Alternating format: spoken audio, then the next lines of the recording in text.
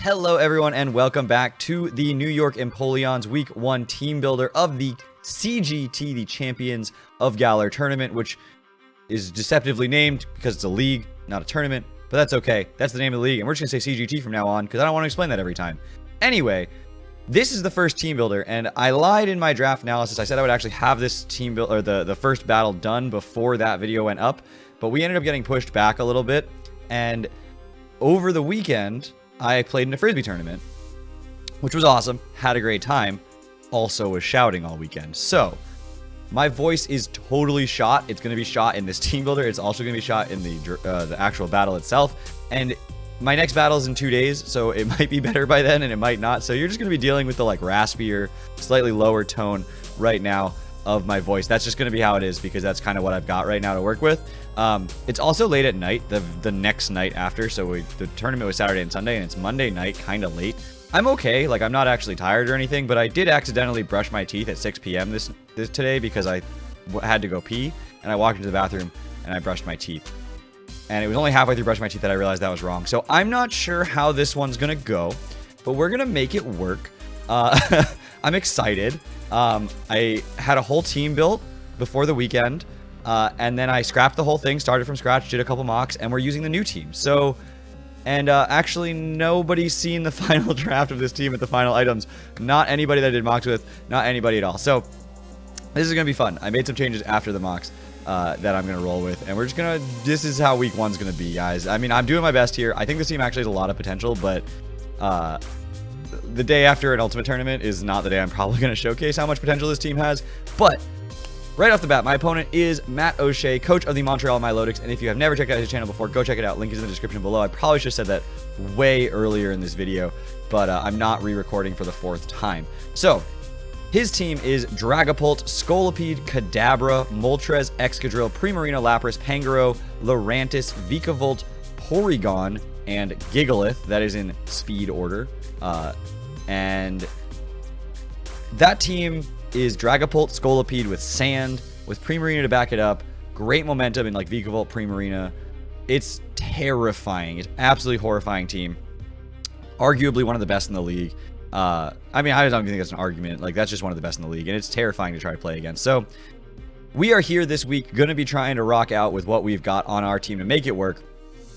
And right off the bat, obviously, we've got Zygarde. Now, Zygarde is a cleaner. Despite being a Dragon Dance set with max attack and a lot of speed, I need the speed to outpace the Dragapult. And he has no real reason to invest max speed into Dragapult, but I always try to outspeed max speed because it's just terrifying to try to creep wars and you lose and then it's bad. So we've also got extreme speed for like picking off weakened threats, especially when I'm at +1. With a Muscle Band, it's going to be doing a decent amount of damage. You can tell how many times I've tried to do this because the screen just went dark. So anyway, 1,000 Arrows and Outrage are just standard coverage options. And I think this thing is incredibly threatening late game if everything is chipped. The Muscle Band really helps because this is a game of inches for me. A lot of the damage rolls were just off in a lot of ways for this and other mons. I became very reliant on my opponents having Life Orb and then using that Life Orb chip to my advantage, which meant using a lot of turns, taking a lot of damage. So I figured Muscle Band is basically one fewer turn of Life Orb chip for me on any attack, which I think is super useful here. So I'm just going to go for that. I don't know if it's like the optimal item, but I don't see why it's a bad item in this particular case. So I think it'll just be beneficial overall. And that's what we're going to go with this Zygarde. It's hopefully not going to come in until it's ready to finish the game. Once this thing comes in, I don't want it switching out again. That isn't to say I couldn't use it as an E-Speed revenge killer, especially like a Scolipede that's getting out of hand, but it went down to its sash or something. But more often than not, my goal with this thing will be bring it in, set up a Dragon Dance, outspeed the Dragapult, and win the game from there. How are we going to get there? Well, first off, we've got a max specially defensive Sylveon. This thing is going to be Baton Pass and Wish set. Hyper Voice obviously is standard coverage, and then Mystical Fire is really good against my opponent's roster. Things that don't mind taking a Hyper Voice, like the Scolipede, don't want to take a Mystical Fire. Vikavolt, it becomes a lot less threatening when I have a Mystical Fire on it. Primarina becomes a lot less threatening when I have Mystical Fire on it. And so those kind of mons don't want to take a Mystical Fire. Wish is super helpful for both this and the rest of my team, since I am running a minus speed nature so that I underspeed all the time against the Primarina and the Lapras that would otherwise speed tie with me. I'm running max speed so I continue to outspeed the Vikavolt. Well, not max speed, but max IV for speed to continue to outspeed the Vikavolt. Unfortunately, because of that, I underspeed the Pangoro that's uninvested. But knowing that I underspeed the Pangoro every time means that I can play around it a little bit differently. And that's fine ultimately, but I am running a minus speed nature to make sure that if the Primarina and the Sylveon are both in and I hit Wish, I am guaranteed that the flip turn is coming off first and I get switch initiative and the safe switch into whatever I want to get that Wish on. So that way I know what I'm bringing in and my opponent has to react to that. Additionally, my opponent won't know that I'm minus speed nature right away, maybe throughout the game figure it out, but that can be useful for me to know how the speed tie is going to go, where my opponent is worried about a potential speed tie throughout the game. There's not much more to say about it. It's max special defense because it is my special tank this week, and on the physical side, we've got Cloister, which is max physical defense, and this is actually a sort of lead Cloister. It is boots, so it's not exclusively a lead. It can be used mid-game as well for rapid spin support, but we are rocking spikes, rapid spin, liquidation, teleport, Cloister this week. With Overcoat, not even rocking Skill Link because they've got Sand, and I don't really want to deal with that. So Overcoat will help me to just not have to get worn down passively over the course of the game. Thought about leftovers, but T-Spikes are an absolute pain for my team. I don't have a grounded poison, so this is sort of pretending to be a grounded poison. Rapid Spin makes it reasonably fast. Liquidation hits defense drops, which is super nice. And Spikes, just one layer is all I need. I would love one layer of spikes against my opponent, and honestly the best thing about one layer of spikes is it almost doesn't feel worth removing for my opponent, so therefore they might just leave them there. I just want to break a sash on Scolipede or verify that it's boots. I just want to hit that Dragapult for 12%. Like I said, this was a game of inches every time I did calcs, and that 12% just helped every calc throughout the game. I don't need 25%. I don't care. I just want that 12%. I just want that one layer of spikes doing a little bit of chip on every switch and just punishing those a little bit. Getting those down would be super helpful. Mid-game, this thing is phenomenal support. It can tank a +2 Life Orb Earthquake from an Excadrill just fine. It's not even like close to a roll, even if I am like a little bit of chipped. That's not a problem. I'm Overcoat, so I don't have to worry about sand damage. I'm Boot, so I don't have to worry about rocks damage, so I can definitely take that. Hit Liquidation. If I'm forcing that Excadrill out, and I'm pretty sure of that, Teleport gets me out, gets me in safely to one of my other sweepers, depending on what I need to do. And this thing is just a great support mod this week, and I really like it as a defensive set.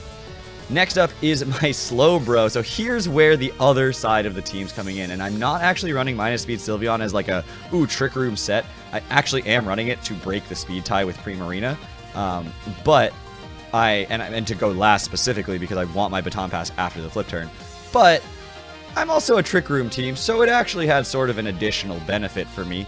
And Slowbro is the first mon here to show it. It is Life Orb this week with a pretty physical defensive set. I was actually specially defensive for a little while until I realized I really don't want this thing taking a special hit, and being able to have this thing tank a little bit better hits from like things like the Excadrill, maybe the Scolipede if it isn't already Swords Dance, and just fire off one Trick Room, one Psyshock, one Scald. You can see how much damage that's doing to these mons. I'm guaranteed killing an Excadrill with the Life Orb, but I don't kill without it, so my opponent might calc for that and be like, ooh, you can't kill me with a Scald, and stay in. Psyshock's doing 1,000,000 to Scolipede. 2-hit KO and guaranteed the Dragapult, so that's not a super safe switch into this thing. Scald Burns are super relevant against things like Pangoro. And then Teleport is super useful if my opponent still does have things like the Lapras alive that could otherwise just make this Slowbro's life miserable. Teleport helps me just, I know you're bringing your Lapras to stop, counter the Trick Room. Let me teleport, get out into a mon that can deal with the Lapras, and you can't handle that. So I thought about a couple different moves in that last slot. Slack Off obviously was a pretty obvious choice.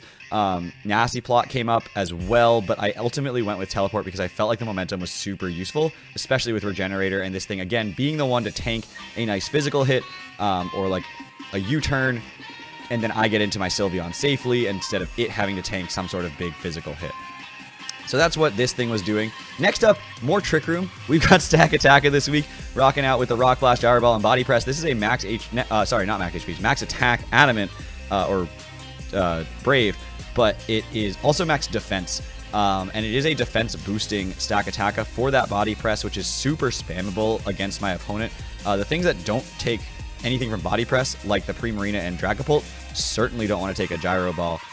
Rock Blast is super good against things like Sash Scolipede or something like that. Although it doesn't necessarily kill with a 2-hit Rock Blast, I would need 3 hits, which ultimately sort of means I could just go for like a Gyro Ball for damage, since it's a risk either way. But if I know the Scolipede is, the Sash is broken, or I want to go for that just like 1-hit kills, Rock Blast is the only way I'm going to be able to do it on a Sash Scolipede if my hazards aren't up. Gyro Ball is just incredibly good this week. I do have to make a lot of like weird reads about Moltres coming in on this, potentially to take a Gyro Ball, maybe try to get a Flame Body burn, but that's why I'm Lumberry. So one time I get the read wrong, the Moltres comes in, alright, fine, you got me. Here's a Gyro Ball, take like 30%, and then I'll go for a Rock Blast. If you get that Flame Body proc, that's fine. I'm just freed from it, and I can Rock Blast now. If the TR expires and the Moltres is in, I can maybe set up another one on a chance that they're going to go for a Will-O-Wisp or something, and get the Trick Room back up again, and then Rock Blast on the Moltres. Again, a lot of my opponent's turns are going to be spent pivoting around Trick Room to try to stall that out. If my prediction game is on point, then we're going to be in really good shape. And ultimately in the end game, this thing does so much work with just Gyro Ball that I don't even need to make that many reads. If I can get things chipped enough, this thing will just kill. But it is a pretty early game attacker, where Zygarde is kind of the late game cleaner. And lastly, we have Trevenant coming this week with, you guessed it, Trick Room. It's Trick Room, Poltergeist, Woodhammer, and Will-O-Wisp holding a Citrus Berry as Harvest to make the most use of the Woodhammer Citrus Harvest combo. Poltergeist gives me really good information about my opponent's items at worst, and at best does a bajillion damage to basically everything. Woodhammer is incredibly spammable. It can just destroy my opponent's team. And Trick Room is super helpful here, again, just as an alternative Trick Room setter to the Slowbro and the Stack Attacka. It's just another one. Will-O-Wisp could be super useful against certain threats like the Scolipede that maybe want to try to be cheeky and set up a Swords Dance or something, especially if like the Sash got broken or something, and then it knows that it's not going to take anything from Poltergeist or whatever. Will-O-Wisp can just be a good bailout option, and Pangoro is a massive threat to me.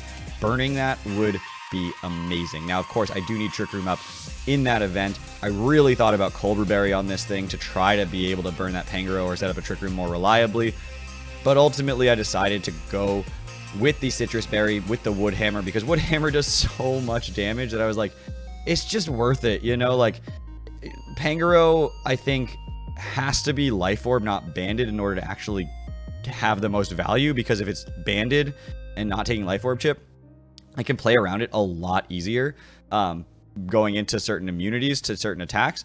But if it's Life Orb and it can change its attacks, it's got a really annoying speed tier for my team, admittedly, and really good coverage. So I expect it to be there, and I expect it to do damage to me. And so this thing, if it is Banded, close combat, come in. We set up a Trick Room for free. If it is Life Orb, and we have a Trick Room up, we can go for a Woodhammer and bring it down to where Life Orb chip will just kill it. So there's a lot of upside to this Trevenant, although it is really there for a handful of mons, and if they don't come, it's sort of just a sack, which is a bit of a risk on my part, but I do think the potential upside for it is really high, and it's worth bringing on this matchup. Now, I did debate about Rock Slide over Will-O-Wisp in the last slot, specifically for the Moltres, but ultimately it felt like Will-O-Wisp was going to have more potential value to me in the long run of this game than the Rock Slide. Now, of course, if I miss a Will-O-Wisp, then that's that, but Poltergeist still hits the Moltres incredibly hard, so that's the team we're rocking with this week. I changed it literally this morning. So we'll see what happens. I'm excited at worst. I think it's going to be a good battle. Hopefully you guys are too. It's week 1. Whatever happens. Thank you all so much for watching, and I'll see you guys all back here tomorrow with that battle against, again, Matt O'Shea, coach of the Montreal Milotics. And if you've never seen his content, go down below. His link is there, as are all the coaches in the CGT this season. Thank you all so much for watching. Take care, everybody.